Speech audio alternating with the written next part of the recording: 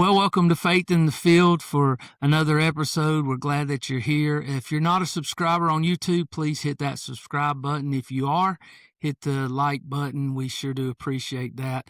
Today, I'm excited to have a good friend of mine that's here. I've known him I was thinking this morning, for 23 years, I guess. Our sons played baseball and football and stuff together as kids, and now they're 25, 26 years old.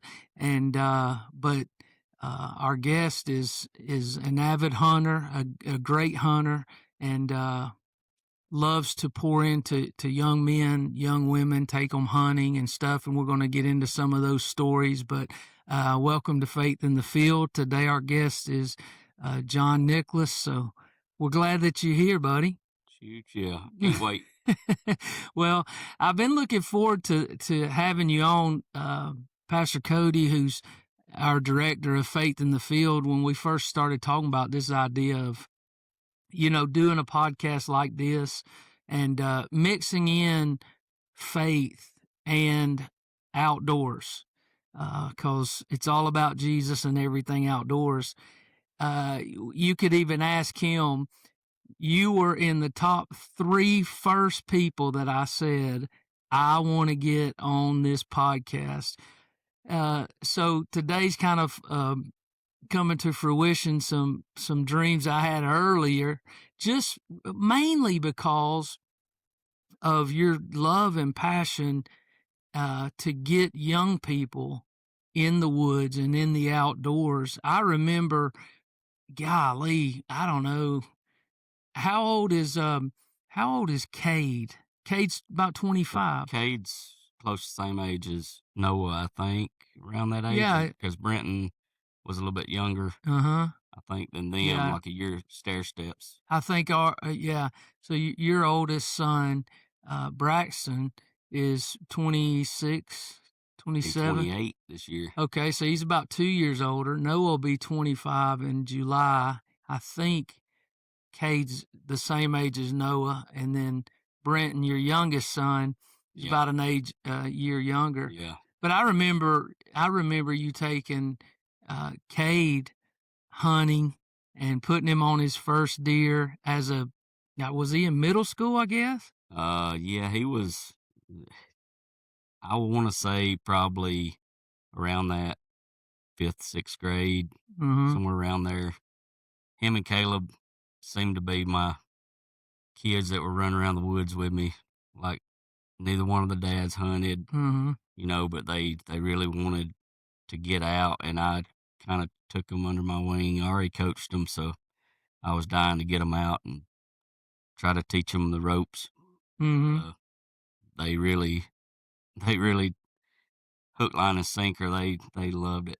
Yeah, I know that you mentioned coaching. You were coached baseball. I know you coached all of our kids in baseball, and I tried to help a little bit, but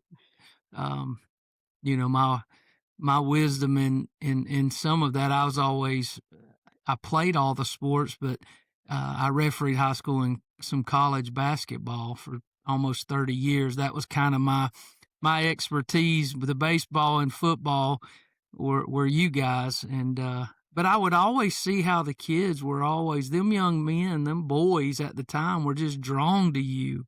Yeah, it was I don't know, it was a blessing. I took it very personal, that I wanted to try to lead them in the right way, as far as, I wanted them to respect me, and also respect if they were going to go hunting or, playing baseball or anything. I wanted them to do it the right way.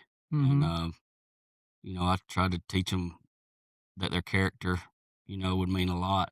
So they kind of transitioned from the baseball, and they didn't ever really seem to leave my side after once I took them the first time. And,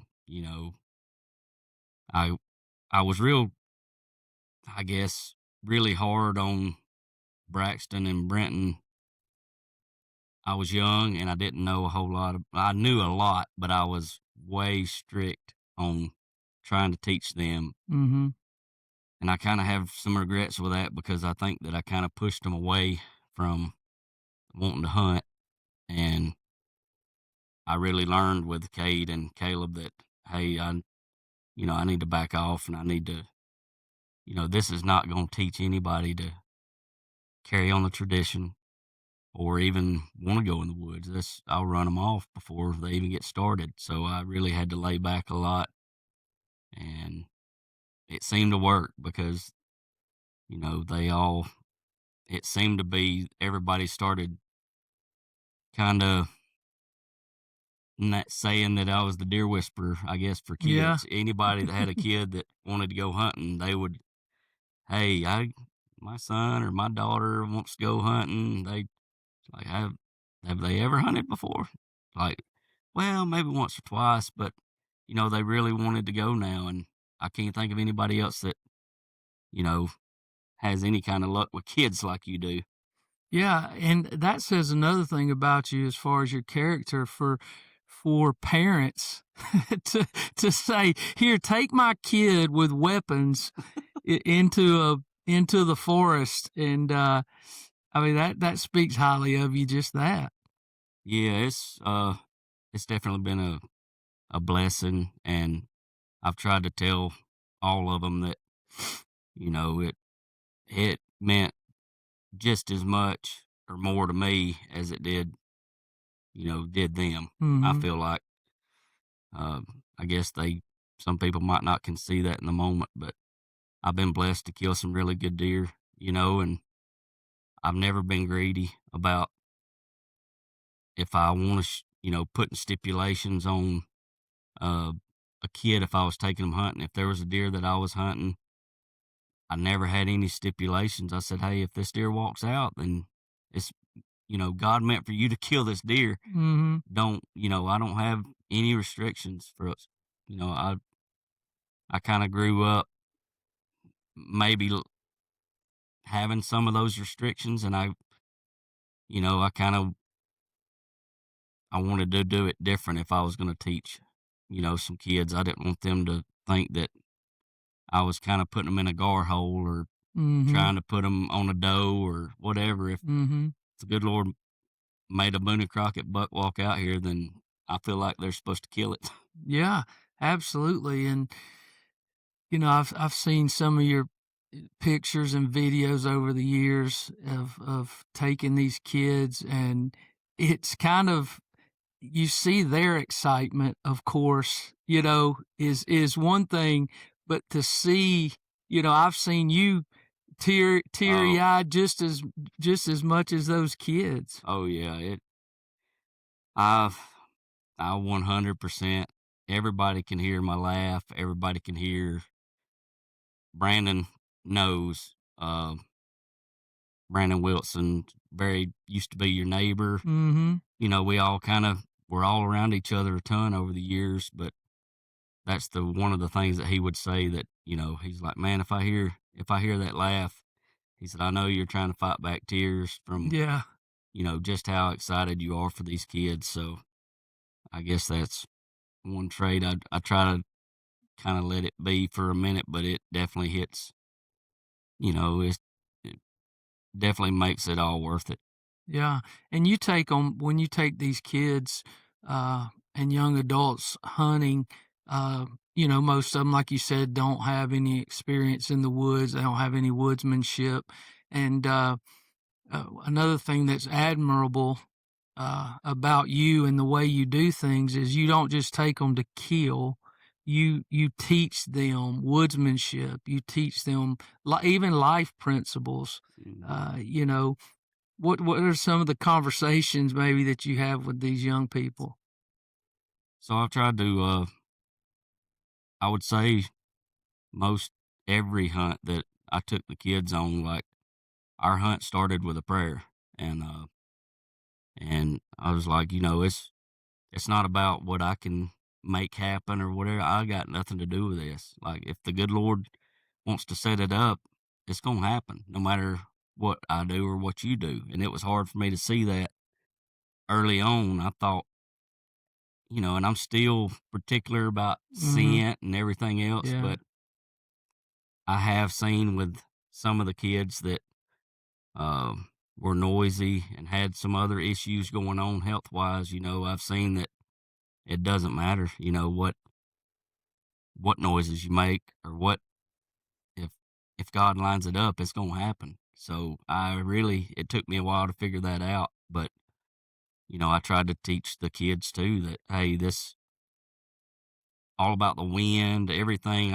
I would try to show them, hey, you want to hunt, with sun comes up in the east, you want the you don't want the sun in your face in the morning, you don't want the Mhm. sun in your face in the evening. So set up your stand according, Mhm. if you do happen to, I told them just as I would think about it, different stuff that, you know, just pay attention to. And most of mainly Caleb, Carter, Cade Wilson, you know, MJ Gerard, like there's several of them that kind of, hey, let these kids run with you. And anything I said, they kind of just soaked it up. And, Mhm.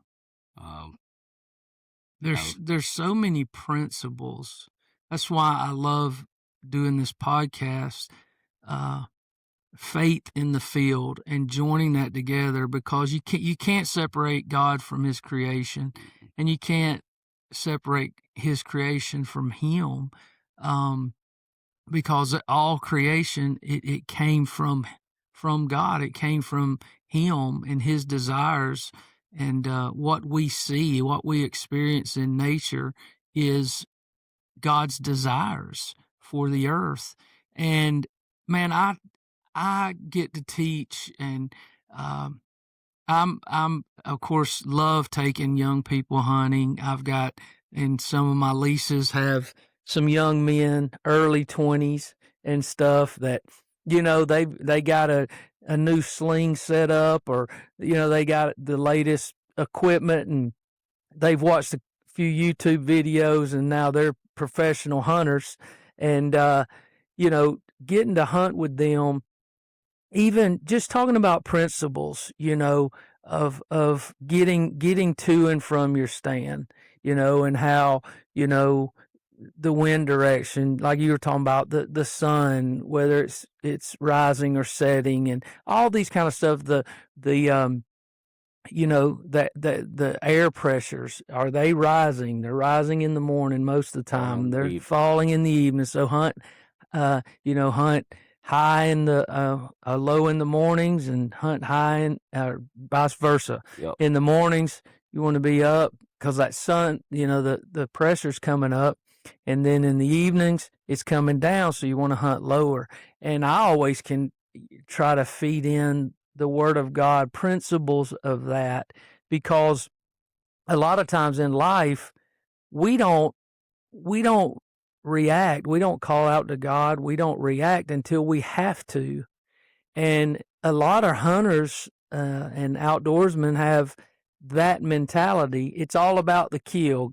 Once I'm just going to get to the stand, and then, if the wind's in my face, I'm just going to believe for a deer or an animal or whatever. And a lot of the hunting is before you ever get to that stand. Oh, yeah. And, it's principles like that, before we get into a crisis, we need to have our relationship with the Lord. Before, all quote unquote hell breaks loose, we already need to have a strategy and a plan for our lives. And so it goes back and forth. But you were mentioning about, you know, over time, especially working with these kids, that uh, you still teach them good woodsmanship principles in hunting, but you've kind of had some grace or mercy now on maybe noise, or letting kids still be kids.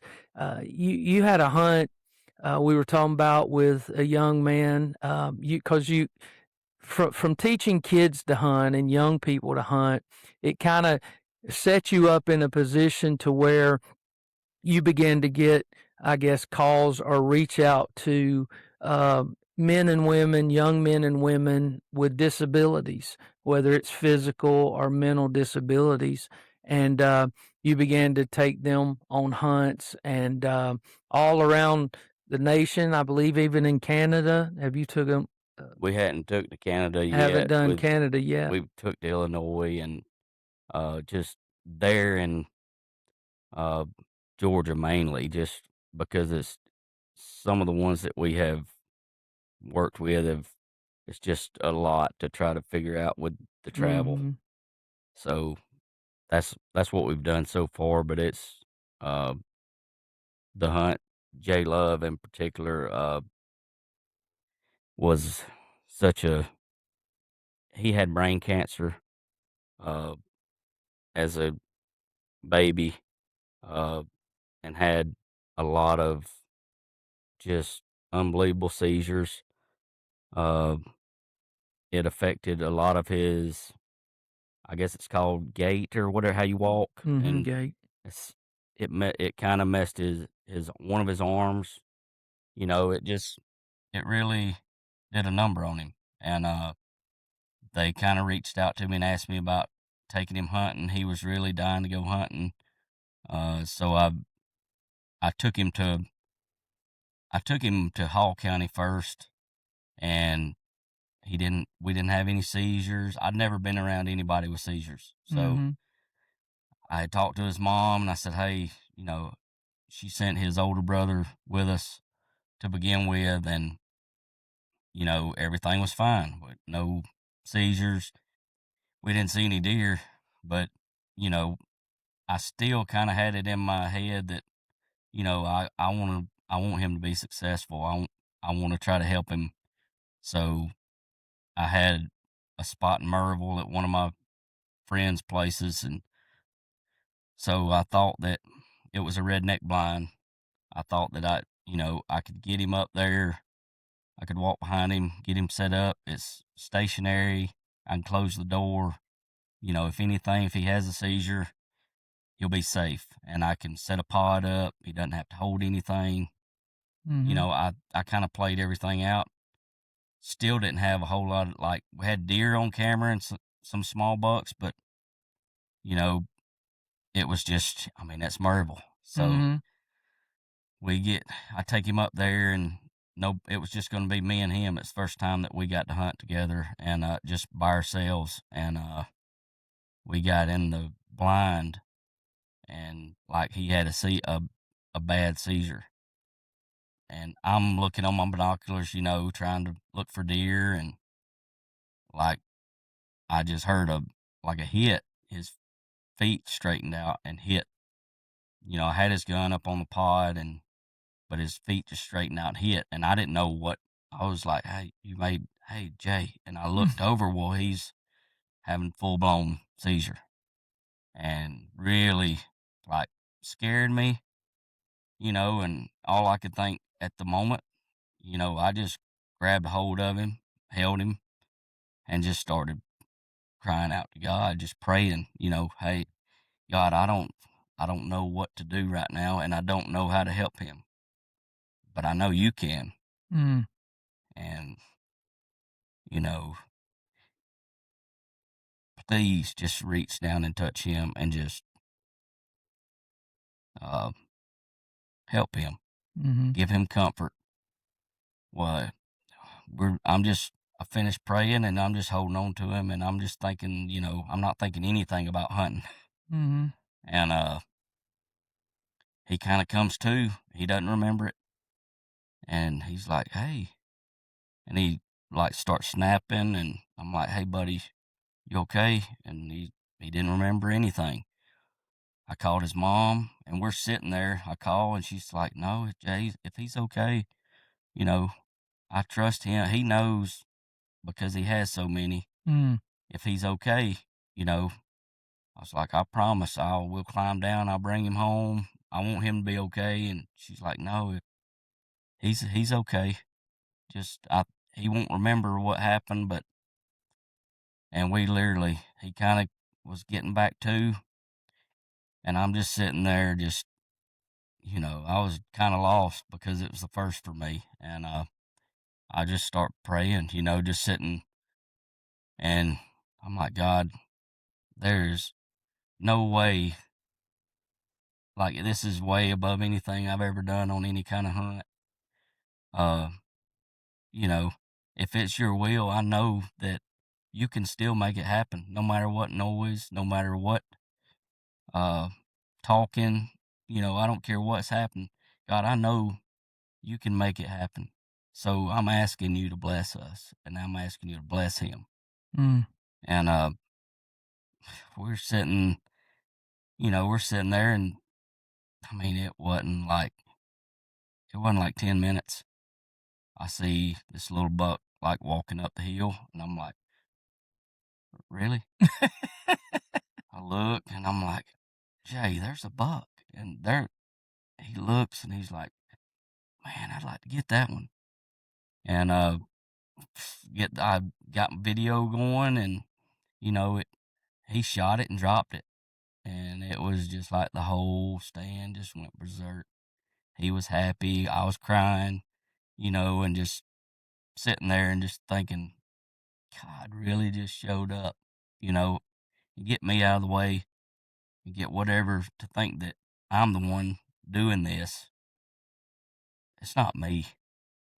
Uh, and then to take him down there to see him get that deer, and that was a big deal, I thought was the biggest hunt that I could take him on at the time. And so then he was on cloud nine, and fast forward a year, I got it all set up to take him to Illinois. He was having a lot more seizures, a lot more. He had some different times that, they didn't really know if, how he was going to come through some stuff. So I was like, man, we'll get him out to Illinois and try to make it happen. And took him and his mom and dad, and one of my buddies opened their place up for us to go to. And we got out there, and I mean, had all the blinds set up right, like everything, and we saw a giant the first day. But he couldn't, it was shotgun season. Mm-hmm. I think you got a video of that. It's like, I mean, it's like a legit 160, 170-inch deer. giant. And it's just walking across the outside of the field, just out of range. And that's all he needed to see. Well, we had 8 pointers, like everything else, walked right in front of us, and he was dead set on that deer. and I told him, and I told his parents that, they were kind of giving him a hard time because hey, we come out here, you need to be thankful for whatever, if you can shoot the 8 pointer. And I told him, and I told them too, that hey, if it doesn't make his heart tick, and I'm not gonna force him to shoot anything. Mm-hmm. If he wants to wait, it is what it is, And he didn't end up killing a deer there. So he was kind of down and thinking, he kept apologizing to me that, he didn't get the deer, and he's sorry he didn't shoot the other one. I was like, no, buddy, it doesn't matter to me. I was perfectly fine just sitting out here in the blind with you. It's fine. But I couldn't get it off my mind when we got home. I wanted him to be successful. I wanted to try to put something together. So I called um, Craig Tankersley, one of my buddies. He has Beaver Dam Plantation in Hancock County. So I called and I said, hey, I've got that kid I took to Illinois. Man, I hadn't thought anything else about but trying to get him a deer.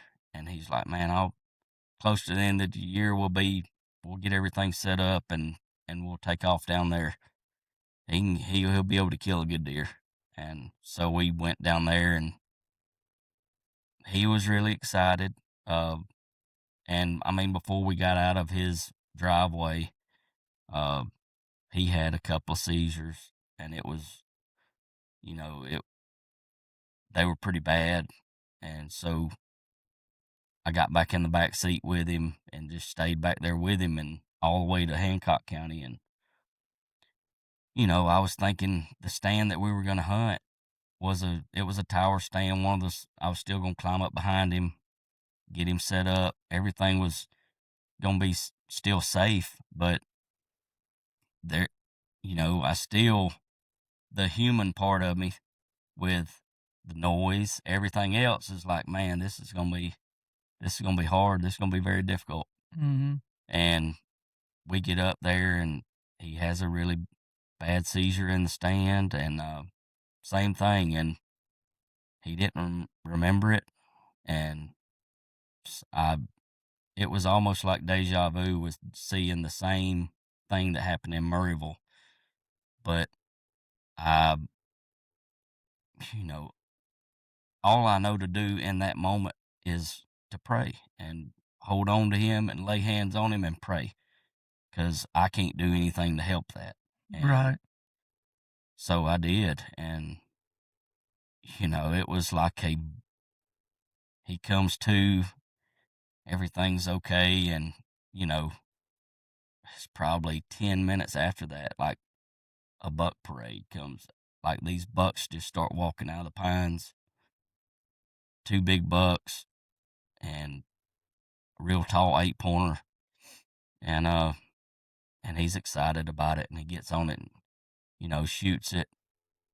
I get it all on video, and I mean, he thought that he missed, but I was like, no, buddy, you got him. And he's like, you sure? I was like, yeah, Pretty I sure. think he's laying over there.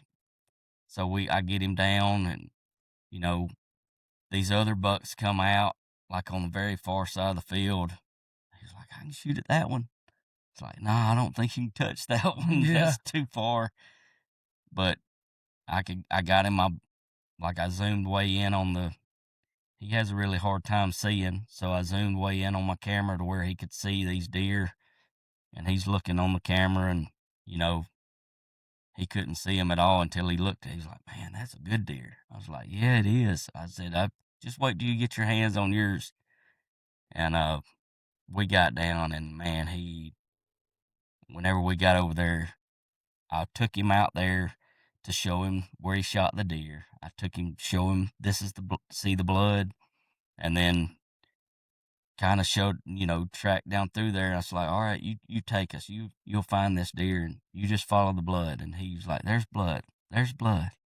Gets down through there, and I can see the deer, like I can see the horns, and he still can't see it. He's trying to get through these briars, and man, he finds this deer, and I'm glad there was nobody else hunting, because he went berserk. He was saying yeehaw like to the top of his lungs, and latched onto that deer, and man, I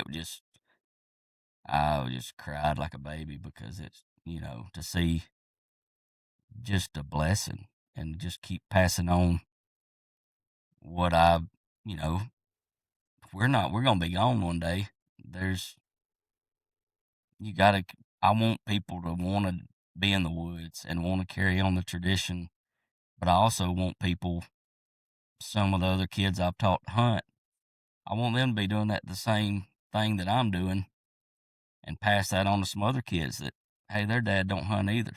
Mhm. Or, they got brothers, or they're not fortunate enough to, to witness everything that we've done, or even never been in church. You know, some of them might not know anything about Jesus. Mhm. But if you can sit there and see God work right in front of you, and you can see the sunrise, and you can take everything in and really appreciate what you're looking at, you know, and know the creator, then it makes you look at that sunset different. It makes you look at the Mhm. snow falling different. And, you know, I could I could kill all the deer in the world and hang them up and sit there and look at them, and I remember every place I was when I shot them. But in the end, all that stuff is not gonna matter. Like, I would hope that all these kids that I have taken, like, I hope those memories last forever. But I hope also it took them one step closer to knowing God and knowing Jesus than leading them a step further away. Yeah, And I'm rough absolutely. around the edges too because I'm a truck driver. Yeah, I've drove a truck for since '98. That's all I've done is deliver groceries, and I'm not perfect by no means, but I have a huge heart for people and kids, and you know, I try to do what's right by that. yeah. There's an old saying that says, "You're not a success if you don't have successors." So, you were talking about, you being able to harvest great animals and stuff, and we've got them on the wall, and we can remember the story. But if you don't pass the skills, the knowledge on, you are a success in your life, and the animals and the hunting experiences touched you, but you're really not a success because once you're gone, nobody's there to tell the story. Nobody's there to carry on the legacy. And what you're doing with these kids and have done for years with these kids is that's really making your success because now you have successors. I know some of these kids are passionate about hunting, Oh, yeah. and just love it. And that would have never happened if they would be like most kids these days, stuck behind a computer, a phone, or a gaming console, you know and you took the initiative to get them out. And man, I love what you said. It hit me just so hard talking about Jay. And you got down and you just didn't take him to the deer. About where the deer was, but you taught him to follow the blood trail. And you said, follow the blood. And man, I started thinking, because of course the pastor in me, Man. the preacher in me is Mm. your prize is when you learn how to follow the blood, man. And we are all, we're human. And I often say that God embraces our humanity while dealing with our spirituality.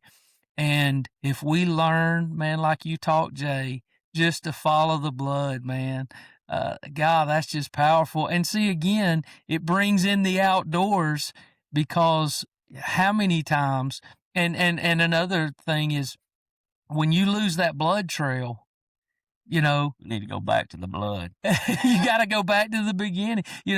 What are we taught in woodsmanship, especially like deer hunting? Uh, when you find the first drop of blood, you go to where you shot them, you find the first drop of blood, and you always mark it. Mm-hmm. You put your arrow there, or you put something there to mark that start. Because I know I'm about to preach. I know this is where it started. And if you ever lose the blood trail, you go back to the beginning. And man, that is the gospel 101, is no matter how bad we've messed up and maybe got off the blood trail, go back to the beginning. I know where the last blood is. So Yeah. yeah, I did not. That tied in pretty well. That That tied in hits pretty home. good. See, you've had a greater impact and are having a greater impact than you even know on these people. How's Jay doing? He seems to be doing okay. They were trying to get like some of his hearing is really he's got hearing aids that I think they've fine tuned some of them to try to help him some. Uh, and I think some of his medications they were trying to kind of tweak, but he's doing okay. He just uh, it's I guess just a daily deal. Mm-hmm. He calls me Uncle John, so he'll call me. He was calling me like all the time, and he's like, "Hey, Uncle John." I was like, "What's up, buddy?" He's like, "Man, you hadn't found another deer, have you?" It's like, "Buddy, I can find you another deer. We'll find you another one." He's like, "Okay, well," and then he shot one with his like some of his family or something helped him kill a pretty good deer. I want to say year before last, maybe. So he's getting up to that. age. He's fixing to graduate high school, and he loves horses. So Oh, yeah. all of his family's into horses, and he he rides and shows horses. But he's got his helmet, and but he's got his boots on, and he's all about that. But for you really kind of take some stuff for granted whenever you just take off and jump a creek or just take off running through the woods. And you don't ever think a whole lot about until you walk behind, you know, somebody like that is, they don't want you to acknowledge their handicap, but you just see it and you're like, man, we take a whole lot of stuff for granted every day that this is just the way it's supposed to be. But there's a lot of people that, they got so many challenges and so many things going on every day that, it kind of humbles you. Mhm. Yeah, I mean, that's you know, life is nothing more than a series of memories. It's and we miss the moments. Thinking of we're always seem to be thinking of tomorrow, next week, 3 months from now, and we miss the moments, and we do that a lot in the woods or on the lake or outdoors. It's that next cast, it's that next kill, and we miss the moments of I enjoy. Well, I'm just at a place in life and outdoors as well as I'm really now pouring like you more into these young people and some older people that are kind of just getting into hunting. Man, I enjoy teaching them to scout, where to, how to read the woods, and you know, it's not just about the kill, and we do that in moments. I help get the opportunity to speak into a lot of pastors and leaders, and I was been in a guy's life for several years now, and he just started. They had their first service this past Sunday. Just started his first church in Louisiana, and I spoke to his wife on Monday and asked how the service went, and then I got to speak to him, and of course, the pro presenter, the video with the how we do now, and a lot of churches have the words of the songs you're singing, the lyrics up on the screens and Right. all this. Well, their video system shuts down, their words get messed up, the pro presenter shuts down and all this stuff, and he's just I have a sense that they're just kind of really downtrodden about some of the mistakes. And after being in this thing for almost 30 years of ministry, starting when we started our first church in Dahlonega, Georgia in 1999, we were in an old steakhouse building with buffet bars and stuff. And I played the drums. I opened the service, played the drums, took up the offering, preached the messages, gave the altar calls, prayed with the people. Did it all as pastor. We had 16 people in our first service, and I was telling them, don't miss these moments, because even in what you think is a failure, you're going to look back, and those things are what's going to mark in your memory to when you see how, however far God brings you. You may be preaching, pastoring hundreds of people or whatever in a nice building, and you don't have to worry about. You got people running the video boards and the pro presenters and the audio, and you don't have to worry about all that. But it's these times that are going to mark you to really appreciate what you've got, and and I think that you teaching the kids and young people those principles is not to miss those moments, even in failure. Yeah. Yeah, it's not just the woods, but, you know, my grandfather had, and I'll never forget, but, he always told me that my word was my bond. Mm, So if somebody, back then, everything was done on a handshake. You tell somebody you're gonna do something, then you go do it. mhm, And I've tried a lot of that stuff, translates into with the kids. I was like, hey, if you tell somebody that you're gonna do something, just go do it. And you're if people believe you, you know, it'll make your life a lot better. mhm. But whenever, you know, transition that into Georgia hunting clubs and hunting in general, it seemed like all the campfires, deer camps, everything, deer leases, like everything became like a competition. Right. And nobody, you might ask, hey, you got a deer on camera, you got this, and everything became a secret. Everybody has kind of gotten real greedy about, well, I don't want to tell them this deer's here. I don't want to do this. So you just continue to tell a bunch of lies about, oh no, I don't have nothing.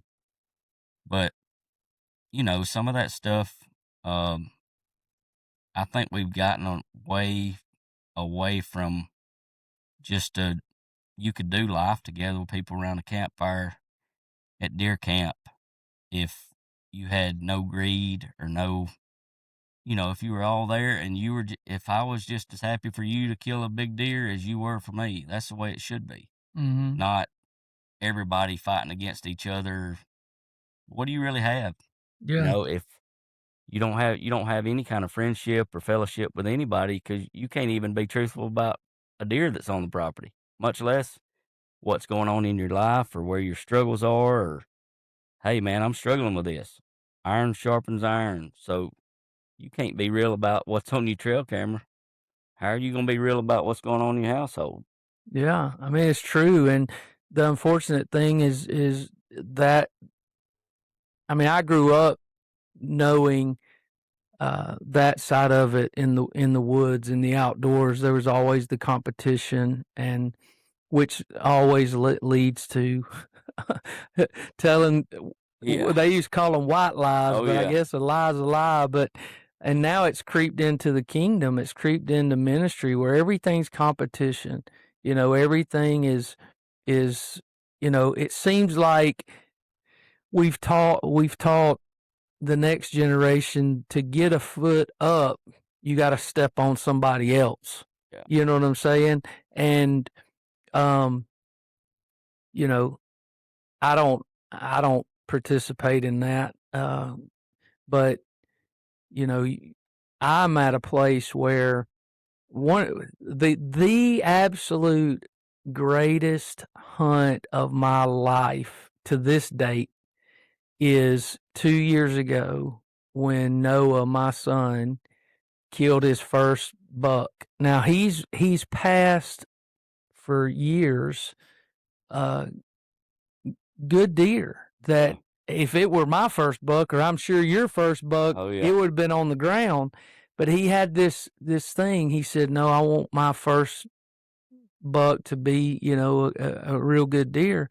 And so I'd get frustrated with him at times. But 2 years ago, we were in Kentucky, and this is just opposite of what you were saying. I've got a pastor friend up there in Kentucky, um, Pastor Chris McDonald, and he has just a small 30, it's like 32 acres piece of property. And I had scouted it with him um, the year before and took a double stand up there because he said, "Man, bring Noah up here and hunt." And I took a double stand up there, and we called that stand s- um, Shawshank, out of the movie Shawshank Redemption. He said, "Why you want to call it Shawshank?" I said, "There's going to be some blood in this place." I could just tell this is going to be a spot. Well, the next season, nobody hunted that stand. You know, people were hunting other places or whatever. And so we're up there hunting in Kentucky, and you know, not a lot of movement. It got real warm all of a sudden, and not a lot of buck movement in daylight hours. So I called Pastor Chris. I said, "Hey, you know, you seen any good deer over there on that 32 acres?" He said, "Yeah, this morning my daughter killed a. I mean, it was a great, you know, pushing 140-inch 8 point. Wow. You know, just a great deer." And he said, right in front of Shawshank, they had put up a blind, and he said she killed that this morning. And I said, you think I can take Noah over there? We're gonna sit Shawshank. He said, man, take him over there. You know, kill a deer. And we're sitting up there, and I'm sitting there with my boy, who's not a boy, you know, anymore. He was, what, 23, and bigger than I am. He's 6'3", 220. I figured he got tall. Yeah, He was he's tall just, in high school. yeah, he's just you know, dwarfs me. And we're sitting there in that double stand that I had scouted and put up the year before. Nobody had hunted it. And we get in there early, and I've got a picture of us where he's asleep, grown man now, asleep on his daddy's shoulder. And, you know, I'm just sitting there, and I at that point could care less. But the Lord knows the desires of our heart, and he knew, you know, of course I had prayed, you know, Lord, I asked you to send Noah a good buck, you know, the buck of his dreams. And so then, you know, a little while goes by, and he's up and he's watching. So I said, well, I'm gonna doze off here for a minute. He got to sleep, and it wasn't but a couple of minutes. I hear Noah, Dad, giant. And I look, and about 220 yards, I think I ended up ranging it, was a perfect white horned, perfect symmetrical 8 point. Wow. It ended up scoring just under 140, and it was going down a tree line away from us. And I took a Primo's buck roar, and I one of the things I love about the Primo's buck roar is you can put as much air into that thing as you want. Yeah. It's not going to squeal on you. And I said, row, row, row, row. And he looked from 220 yards, looked over at us. And I'm telling you, John, he turned on a dime and come right down. He was in a field, and there's a little road to another field. He comes straight down, and he stopped at 97 yards. And I had to get him. That wasn't our property, so I had to get him over onto the property line. And I went back and looked for 5 minutes and 47 seconds. That deer never moved. He was looking to see movement in the woods of what had called.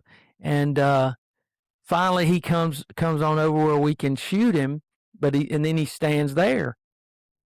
And I saw him looking, and kind of the way he wanted to go, which was away from us onto the other property and back to where he heard the calls.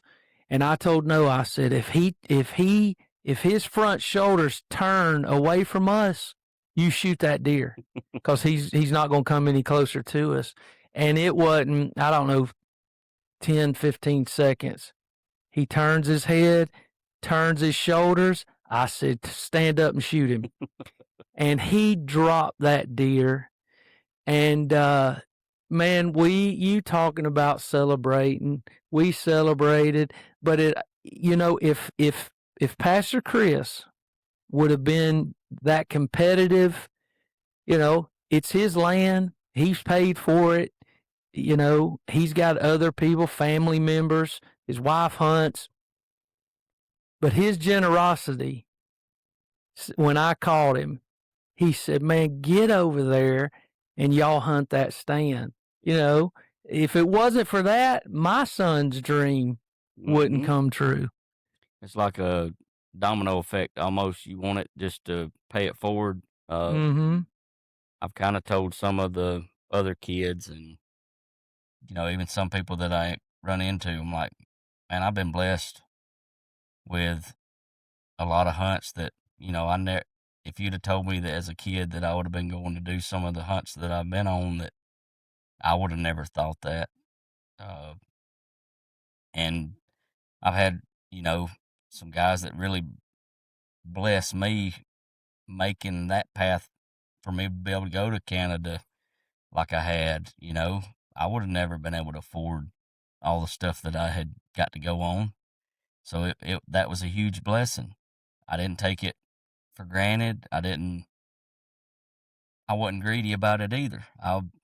If I've been blessed, then I feel like I want to bless somebody else, and I want somebody else to witness some of the stuff that I'm seeing, or if that might light something in them to be able to take 4 more people with them hunting, Mhm. and just not only you know, chasing big deer, like that's kind of seems to be. It doesn't matter if you take a kid that has never hunted before. Nobody wants to shoot a spike anymore. Right. Like Yeah. everybody Too wants. much TV. Oh yeah, I want a rack. I want. Hey, you got there's a 10 pointer. I'm like, buddy, if you would have had any idea what Hancock and Taliaferro County were back, you know, in the '80s, Mhm. I killed my first deer, like staying. Everybody went to lunch.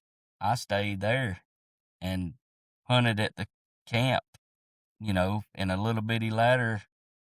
And, Dad and everybody else took off to go get lunch in Sparta. And I was like, no, I'm not coming out of the woods till I get a deer. And I got a doe. They couldn't believe it when they got back, but I want that same fire hadn't just left. Mhm. I still have it, but I want all the other kids just to have a glimpse or even bigger flame than what I had to, you know, just carry it on. But, if I can help get them closer to God too, I've really been praying about this a lot since you brought this up to me. And, I was very nervous about doing it because I had never talked on any kind of camera like this. But, I felt like that, you know, God lined this whole thing up too for it's just another way, no telling how many people it'll reach. But Mhm. if it reaches one or gets one person closer to God, then it's all worth it. Yeah. So I couldn't say no to a chance like that. Well, I'm glad you're here and have shared, about Jay, and you and I have talked and mentioned, and we're going to make it happen. I'm kind of putting the ball in your court, but I told you a couple of years ago that the Lord has blessed me with the ability to own some properties in a couple of states, and also have some pretty good leases, some deer leases, and turkey and stuff like that. I wanna be a part of the next Jay or whomever that is. I want to make that happen because our hearts are the same. Hunting outdoors is a tool to show these kids that there's more to life than even sports, ball games, or computers, or competition, or sales. If we can use the outdoors to impact their eternity, that's what's most important. And I want to be a part of you bringing these kids and make available to you to put some of these young people uh, on their first deer. My only requirement is I want to somehow be a part of it to help to enjoy it with you as well. Man, that would be a blast. It'd be a blessing too for what a blessing. Give me more reason to try to find some other kids to do that with. Well, I want to make it available to you, and you know, because I've just seen over the years, and you talking about investing, investing. This past year, you just shot, I guess, one of your best deer uh, of your life. After all these years, you've harvest some great deer, of course, but this one you've just taken last season was Well, amazing. it was a good deer, but the one I shot a couple of years ago, uh, the one I shot in 2021, the year after COVID in Saskatchewan, was by far the biggest deer I've ever. I never would have. It was 183 5/8. Wow. But I had passed the deer. He was just a clean 12 pointer, and I had passed it in 2019. And COVID year happened. It was just a clean typical, and you know, we get back. I had no idea when we got back up there in 21. I had no idea the deer had. They got so many predators up there, Mm-hmm. wolves and cats and everything else. You don't know. You could pass a deer and have no idea if it's gonna make it as harsh as it is. But I got up there and they had no idea what I was hunting. I loved the stand that I was gonna be hunting, but he's like, "Hey, you remember that deer you passed?" Because I videoed everything. I'd always take pictures of hey, this is the deer I saw. These are the bucks I saw. And he's like, "You remember that 12 pointer that you passed?" I said, "Yeah." He said, "Well, I'm here to tell you he exploded." And Hmm. he turned his camera around. I'm like, "Wow." I was like, "Yeah, Patience. I'll hunt that deer all week long." Yeah. So it ended up paying off on the fourth day. We kind of changed some stuff around. I told him what my thoughts were of what I thought. He said that this deer moved like 7.5 miles. Like as soon as moose season hits, this deer leaves. I had seen where he had been. I probably passed 20 plus bucks in 2 days and good deer. Mm-hmm. But I was like, man, I just feel like that if he was here with all the fighting and everything else that's going on, even if he didn't come in, I feel like he would have been somewhere on the edge and I would have got to see him. But I said, he's like, well, I hadn't checked. He usually doesn't go up there till later in the year, but I hadn't pulled that card. I was like, well, I know he's not here. I'll just go up there and hunt third day and get up there. And he's like, yeah, I'll let you know. I'll pull the card. I was like, I'll just spend the rest of the time up here if this is where I know he's not down there. And sure enough, he sends me a picture like right after daylight, and he's like, "Oh my gosh, he's here." He was here like 2 hours before daylight, and I was like, "I'm not. I'm gonna hunt here the rest of the week." And I ended up like the fourth day, second day up there, I ended up killing him, and just he was only like 12 and a half inches wide and 183 Goodness, I guess mass, huh? mass, time like so many tines, 16 points. He had tines everywhere. Wow. But it was, and I just sat that day, I killed the deer and like I literally just go down there in the slough and just cry my eyes out because I'm like, God, I would have never, you could have never told me as a little kid reading GON, looking at North American whitetail, that I would be sitting here in Saskatchewan and sitting over this deer. And I took it, it was very humbling. And I was like, you blessed me. I might not ever kill another deer bigger than this. And I'd be perfectly fine if I don't. But, you know, I'm not going to, I will always love chasing big deer. But I'm not going to lose sight of, hey, I'm perfectly content with that. I want to try to bless some people. So if I can take off with some kids, some adults, or I had a buddy that uh, he lost his dad. Uh, we played a bunch of softball together. Uh, his wife had sent me a message that, hey, Andy's really struggling. You know, he'd probably, how much is that hunt? And you know of anywhere that he could go to Kentucky or go to on these hunts? I want to set something up to try to get him back in the woods. And I was like, I sent some information, but I just sent him a message and said, hey, buddy, won't you go hunting at my Hall County place? I'll go sit with you. It's my main place that I bow hunt. I've got some good deer on camera. And he's like, what? That's your number one spot, though, right? I said, yeah, 100%.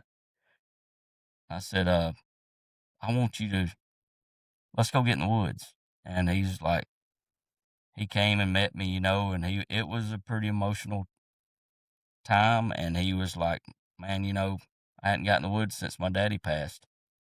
But he said, man, you don't know what kind of blessing this is. He brought his bow, and I didn't even take anything. He's like, man, you got to bring your bow. I was like, no, I'm bringing you. I'm going to sit in that portable up on the hill and video. And if that big deer comes out or whatever deer I want you to kill it.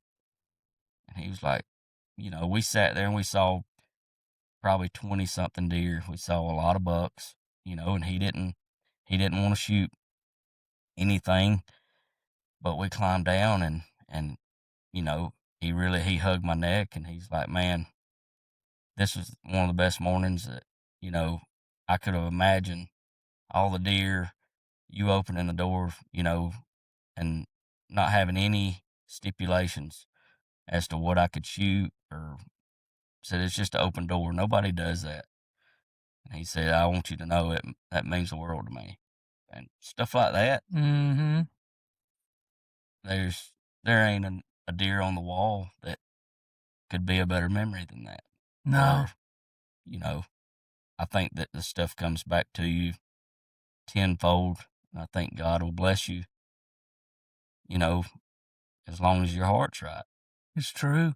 I mean, even eternity is set up that way. I believe, when we pass into eternity and we're in the presence of the Lord, I can't help but to believe that we will encounter people in glory that we maybe would not be there if we didn't have an impact on their life, maybe leading them to the Lord or sharing the gospel with them or the Bible says some plant, some water, some plow, but God gives the increase. And what do you, imagine, when you get to heaven, being able to, that's our trophies. You know what I'm saying? To be able to have somebody come up to you, maybe even one of these kids that you had an impact on, and they say, man, I wouldn't be here if we didn't have that moment in that stand, and things played out the way it did. And now, things you taught me about the Lord, about the outdoors, had such a great impact on my life, and I accepted Jesus as my Savior, and now I'm here. That's our shoulder mounts. You know what I'm saying? Those don't mean nothing. No, because they're going to burn. They're going to pass away, but those will be forever eternal. And man, that's one thing, man. I mean, I love so much about you, and but that's one thing is your heart and your passion. To see others successful. And I pray that comes back to our culture and comes back to ministry and comes back to the hunting world, the outdoors world. And so, man, thank you for being here. and we're gonna make that hunt happen. We're gonna show it on Faith in the Field one day, maybe here soon. We can make that happen. But man, I love you, and your testimony and the things you shared today. I know it's gonna have a great impact on people's lives, and I want to have you back, and you can share some more stories. But I want to be a part of helping you make some of those stories. It's what Faith in the Field's all about. We go beyond. It's not just a podcast. It's a lifestyle for me. And that competition you talked about earlier almost kept me from doing this, because I have the personality. I'm an extremist. When I do something, it's 100%, and so I want it to be the best. And we didn't have lights. Our first couple of podcasts and stuff. I mean, it was the audio may not have been great, or the lighting may not have been great, or this and that, and it kept me away from doing these kind of things for a while because of what other people would say. Because, you always have those critics. Yep. I always say people don't like people who will when they won't. And I just, felt the Lord's hand on it and just kind of nudging me. You need to do this. Because like you said, if there's just one watching right now that maybe the world has seemingly cast you aside, maybe people don't have time for you, and you just have that longing for somebody to invest in you like John does in these young people, I want to tell you that you got a Savior that has invested his life for you. Jesus Christ died for you. While you were yet sinners, Christ gave his life. Maybe you've turned on this podcast or this video and you don't even know why. I want to tell you that it was a setup for you. It's a kingdom setup. And maybe you've heard through Jay's story that John shared. I remind you, follow the blood. And so reach out to us here at Faith in the Field. Reach out to somebody, because your life is worth investing in, and God has a kingdom purpose for you, and you are perfect for your purpose. So don't give up, don't stop, and we're going to keep preaching the gospel here on Faith in the Field and sharing stories about the outdoors, and hopefully that we can impact your life. So thank you for being with us today on Faith in the Field.